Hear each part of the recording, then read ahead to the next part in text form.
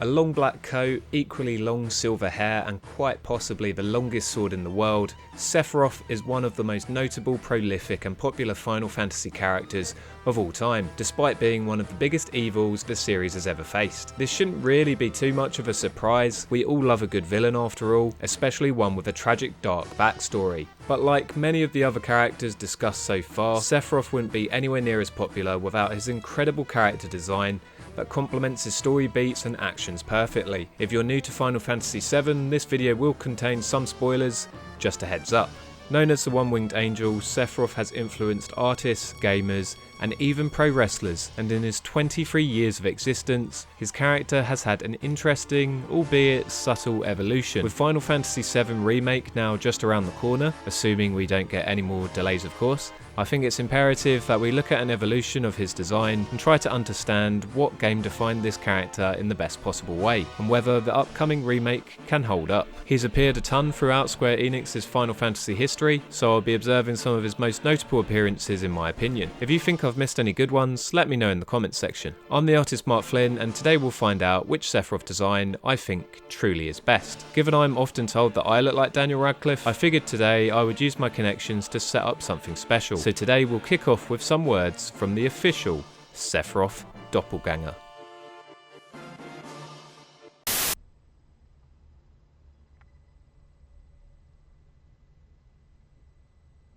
Fuck off, mate. There are boys on this street who genuinely think I'm going to jump out of the sky and penetrate their girlfriends with me massive sword. And if they're into it, I might. Before we get started, if you're able to like the video, subscribe to the channel and hit the notification bell, I'd really appreciate it. I push closer to my 20,000 subscriber goal each day.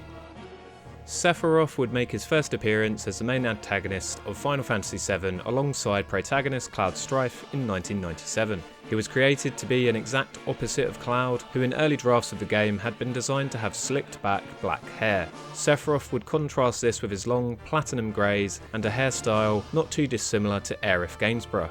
Sorry, wait a minute, her name is Gainsborough.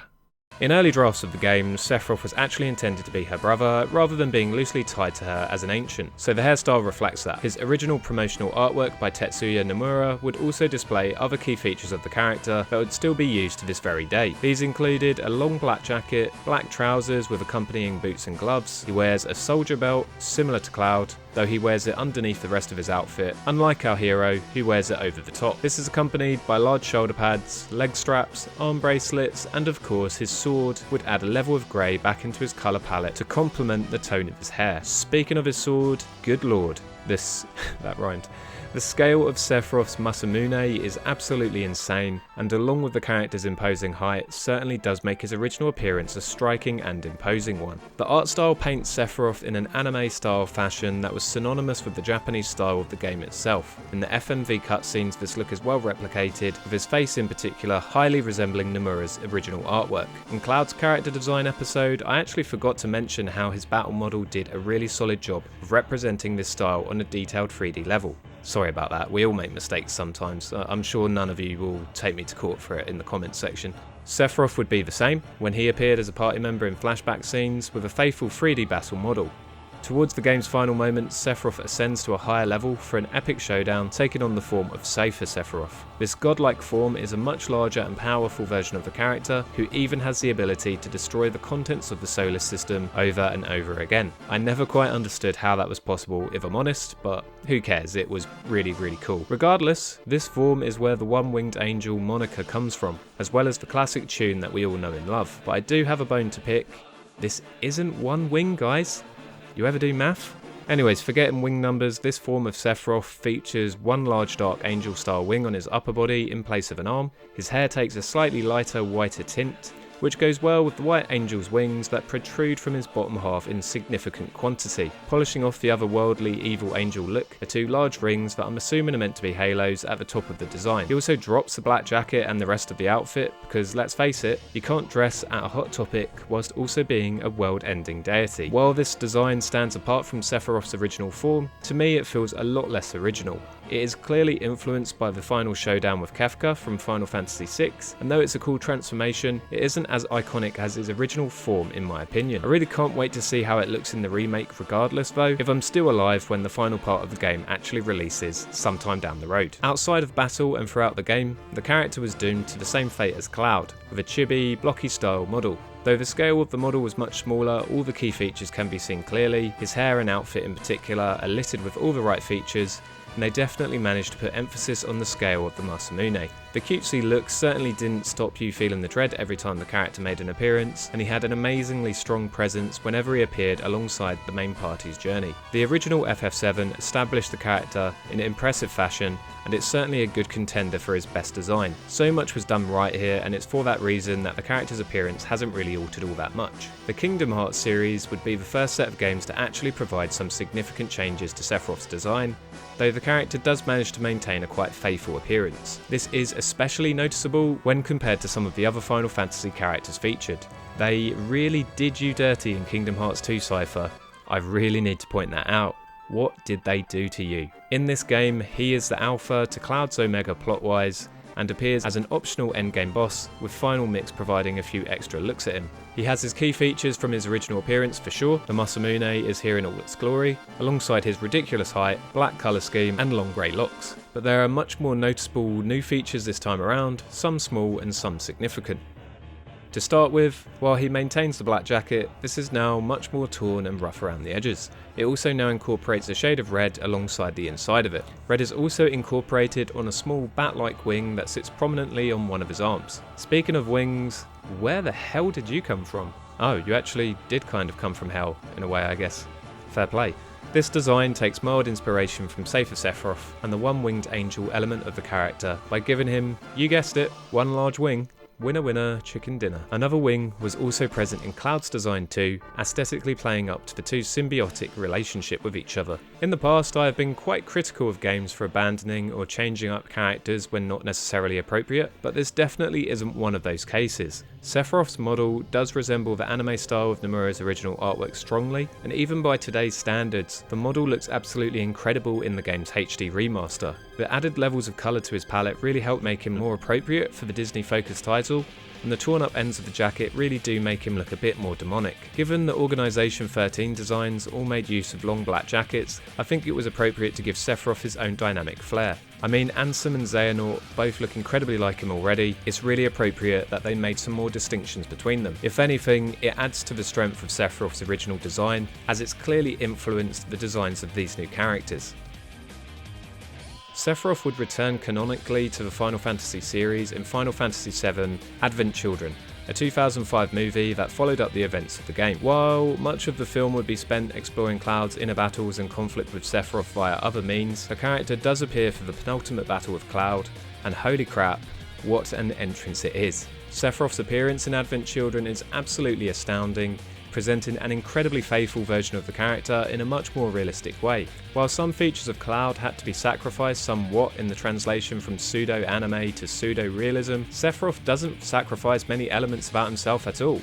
He is a realistic portrayal, and the added realism amplifies the creepiness of his design, with his pale skin and dark bags under his eyes staying with me for a very long time. The Nibelheim scene, recreated this time around, is absolutely chilling to the core, and every single time the character appears on the screen, I'm completely sucked in by how great his design looks.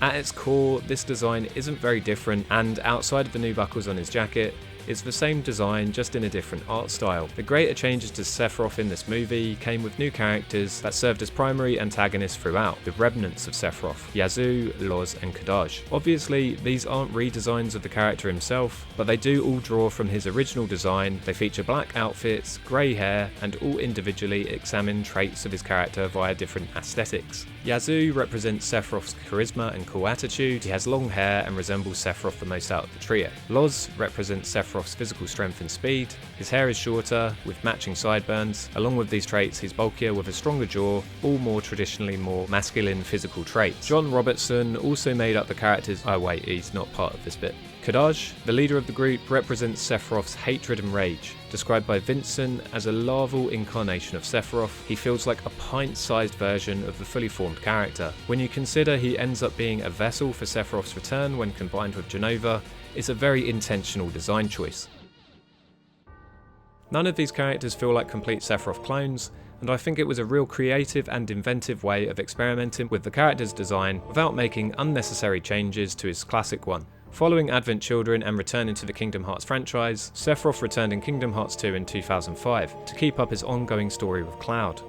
Funnily enough, in a post-Advent Children world, he didn't change up his look in the Kingdom Hearts series all that much, retaining a very similar appearance to Kingdom Hearts 1. Considering Cloud had adapted a look inspired by the movie, and the game had also introduced Tifa under her Advent Children design too, Tifa design video coming soon by the way, it is a bit bizarre, but I guess at the same time he technically didn't have a new design to show off, given how the film had been so faithful to his look. Sephiroth's appearance altered ever so slightly here from the first Kingdom Hearts game. He now had an extra level of dark feathers emerging from his jacket. It's like an extra part of his safer Sephiroth lower form has been palette swapped and mixed in with the rest of his Kingdom Hearts ensemble. Perhaps the most significant offshoot of Final Fantasy was the Dissidia franchise, a popular series of fighting games which debuted in 2007 for the PSP. These games were a love letter to fans of Final Fantasy across the years, much like Smash Bros. Is to Nintendo. In the original game and its sequel, Sephiroth's design is a hybrid of his original look mixed with the art of Yoshitaka Amano's character concept. Amano is a long-standing name in the Final Fantasy series, having developed artwork for the games over basically my whole lifetime. His style is very different to Nomura's and stands apart from much of the traditional art across the years, with a lot of characters looking more effeminate, luxurious,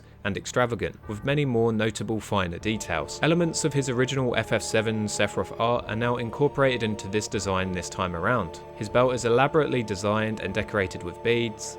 He wears a similar bracelet on one of his wrists. His shoulder pad pauldrons have a different design which incorporates lavender detailings, which are accompanied by sashes under his coat alongside white ones. Much like Kingdom Hearts did, this separated the character from his traditional design and played to a safer Sephiroth style inspiration in a completely new and sophisticated manner. I'm not going to cover all his alternate colours and outfits, but across the series, his Kingdom Hearts and safer Sephiroth appearances are covered too. They each look amazing in the updated formats, which are much more faithful than his default Dissidia outfit.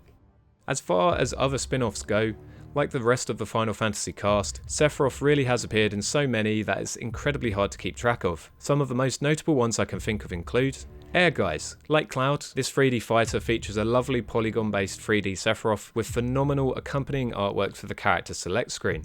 Before Crisis, a mobile title prequel to Final Fantasy VII, features a somewhat similar version of Sephiroth's portrait. It is toned down and simplified with a thicker line art style and far less detail on his jacket. His hair also appears to be closer to a shade of purple, which is odd, but not as odd as Dragon Ball Super's Trunks' hair retcon.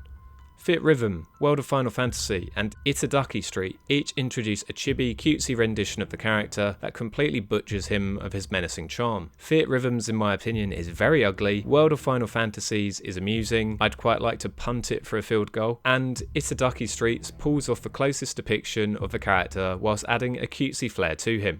Record Keeper is one of many mobile titles that features a Sephiroth inspired by Final Fantasy VI's 16-bit sprite work. Crisis Core features a design not too dissimilar to Advent Children, though Sephiroth's bangs are noticeably shorter. But of course, outside of the numerous spin-off appearances, one upcoming appearance is far more important than any others. The Final Fantasy VII Remake is coming soon. Let's face it, that's likely why most of you clicked this video, and with it comes another faithful, further detailed Sephiroth design. I've said faithful about 6 times so far in this video. I feel like I'm talking about a dream marriage. Sephiroth is my waifu. I have a new waifu every video at this point.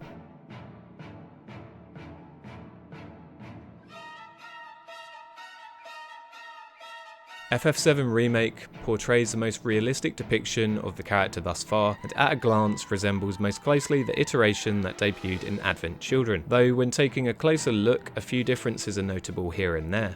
This seems to be a trend that Nomura developed since his Kingdom Hearts years, but the jacket noticeably features a few more belts and buckles than it did previously. The pre-existing soldier belt is still here, and outside of his outfit, his angular pointed face is much more rounded, highly resembling Aerith's new redesign, much like the original title. It will be great to get a better look at this Sephiroth once the game releases, but so far he's looking absolutely incredible. In conclusion, this is genuinely the most I've struggled so far at picking the best design for a character. Sephiroth has had a ton of iterations, and while a majority of them are quite similar, I can say very confidently that those that do experiment with new styles of outfits are less likeable to me. Kingdom Hearts is the exception here, as I really like how they updated the character to fit an amended character arc, but I'm far more easily drawn to his original design and the way it's developed. I love how Advent Children built upon his design, and I'm absolutely thrilled to see how this has evolved into its FF7 Remake conception. While Remake took the win in the Cloud video quite easily in my mind, this time around I reluctantly give the win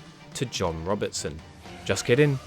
But I am giving it to Remake once again. Like I say, it's an incredibly difficult decision, but the modern coat of paint given to Sephiroth makes him the perfect mixture of imposing, stylish horror. He looks like he'll once again steal every scene he appears in, and the character, much like Cloud, benefits greatly from a touch of realism added to his out there, wild character design. I'm saying this having just seen glimpses of him throughout the game's promotional material. Just imagine how amazing it's going to be seeing the character in the game itself.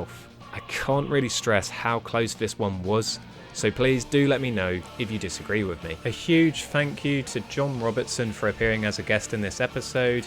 I've been such a huge fan of the show and his content for such a long time that it really is kind of surreal just to have him in a video that I've edited. If you're not familiar with John or would like to find out more about his work, his social links are below. If you head over to his Ko-fi page, you can also pay him to roast anyone of your choosing, so bear that in mind. Thanks very much, John. So that's it from me. Let me know what you thought in the comments below. Alternatively, head on over to my Discord to join our discussions about my videos, TV shows, films, games, or even get some feedback on your own projects. At this time, I'd like to thank my patrons who help make videos like this possible, with a special shout out going to Rugslade, Proggy Froggy, and Jacko, who are donating at the top tier. If you'd like to be credited, as well as given access to exclusive patron Q&A podcasts, behind the scenes looks at my channel, and a chance just to help me out, please consider supporting me on Patreon.